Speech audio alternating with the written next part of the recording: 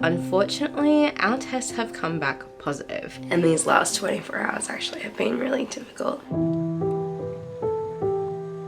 This morning I was supposed to go to the dentist, and Mick and I woke up with a bit of a sore throat, which, being a week into newborn life with Edmund turning a week yesterday, we didn't really think much of it. We thought that potentially it was our bodies just reacting to sleep deprivation. But we decided to take a test because we wanted to just be safe, and unfortunately our tests have come back positive. So we have spent the last half an hour testing all of our kids, and Michael, myself and Amira have tested positive for COVID. Thankfully Zoe and Finn have tested negative, and obviously I'm not going to be testing Edmund because he's only a week old and he'll be getting whatever antibodies I've got. So this video is completely unexpected, and once again I am documenting it for our sake as well as giving me a bit of mental health, because we are starting a week of isolation with 4 kids and being extremely exhausted parents of a newborn.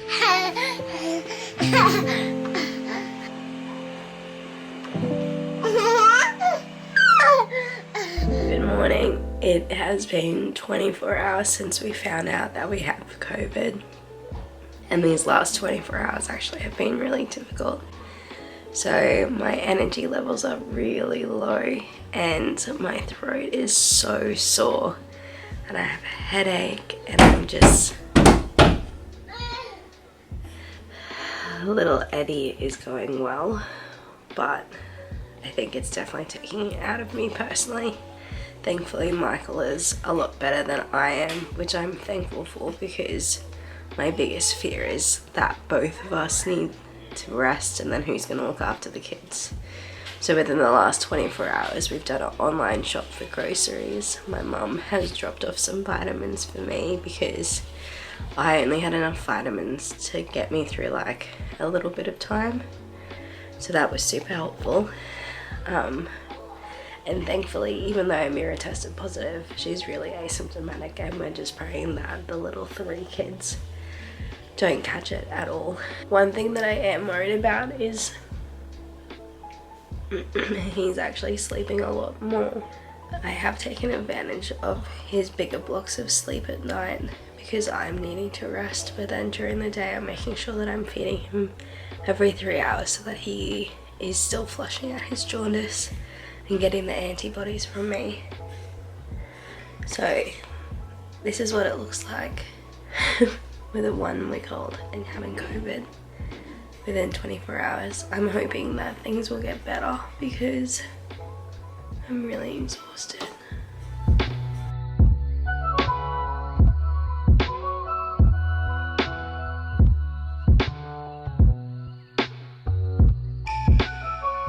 Is it your brother? Brother, you give him kiss? You give Eddie kiss? Yeah, it's your brother. Oh, good boy.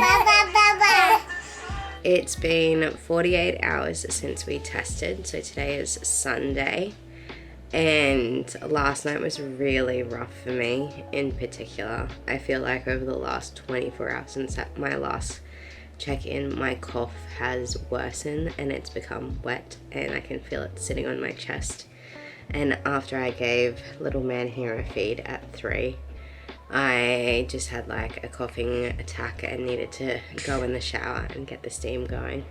So it is really tricky having a 1-week-old and 3 other kids, especially Finn, who is at that 18-month age, who is just all emotions, and we are trying to introduce them to this new life as a family of 6, and yet Mick and I are just exhausted and tired.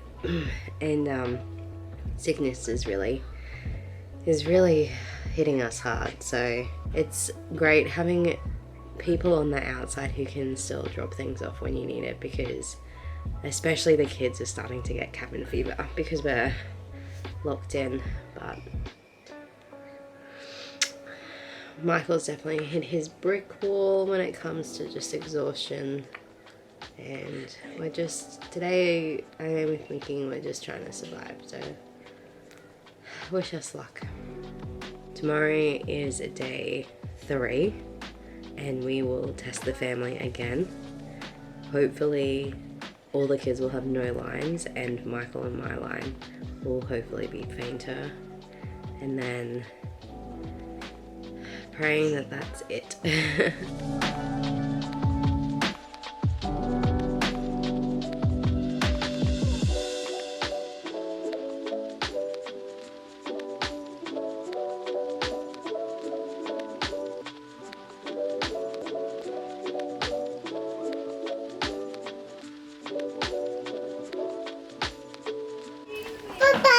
Abigaboo! Hello, hello, hello. I love you. Whoa!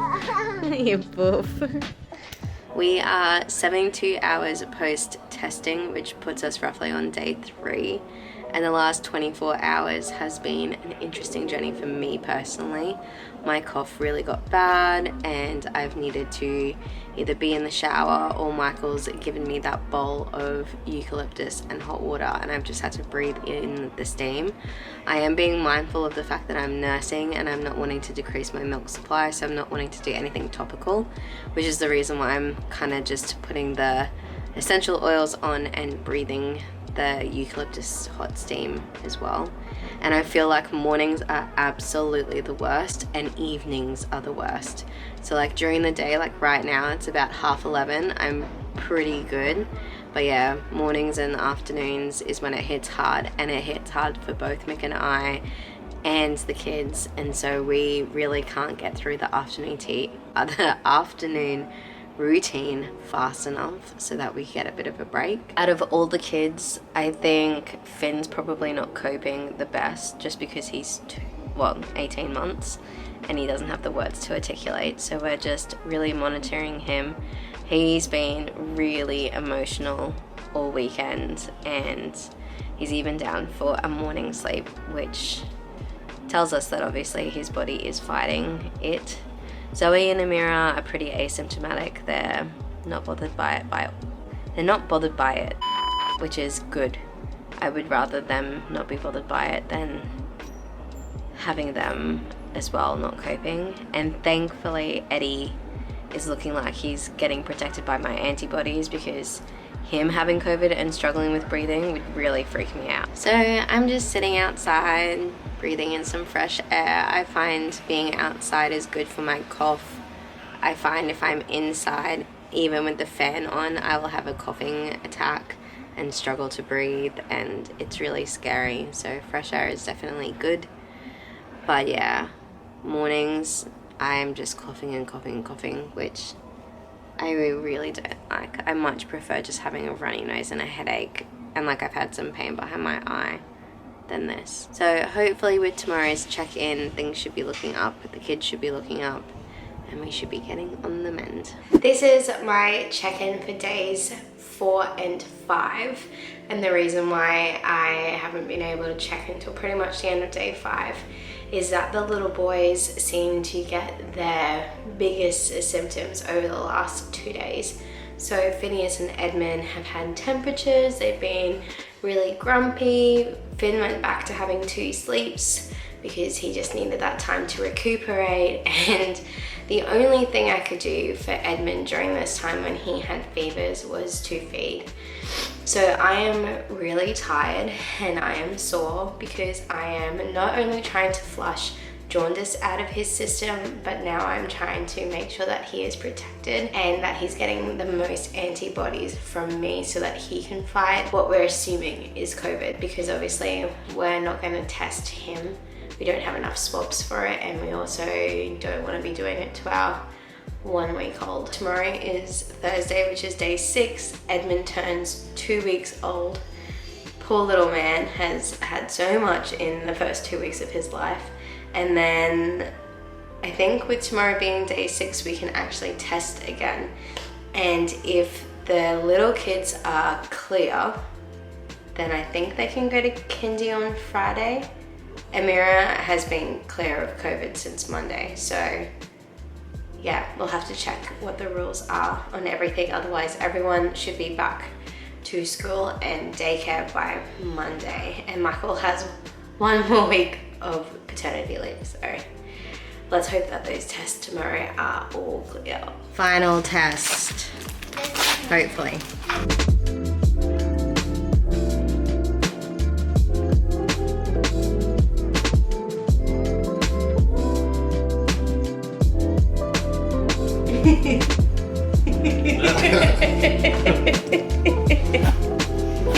Okay. It's been 8 days since we did our first test and we have finally tested negative. I think the height of it really was around day 2, 3, and maybe 4. It definitely wiped me out, and I know I did some research and they were saying postpartum is not a good time to get it just because your body's been through so much. But I'm really thankful that Mick had a milder case and all the kids were asymptomatic. The only kids that had a slight symptom was Phineas and Edmund, who had fevers. Finn had his fever for 24 hours and Ed had his for 48. But other than that, the kids have had no signs, and if we didn't test them, we wouldn't even know that they had it. What a week and a bit it has been, and I'm kind of thankful that it's done.